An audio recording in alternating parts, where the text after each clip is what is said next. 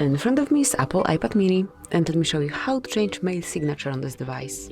So at first let's open the settings, then locate and open mail right here, and now locate signature right here.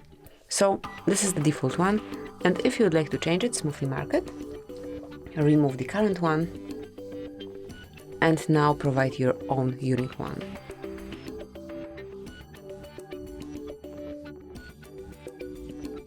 You can put their emoji if you want to. And that's it. If you will decide to leave it this way, just go back. And as you can see from now on, this is your new signature. And you can change it whenever you want to. So that would be all. This is it. Thank you for watching.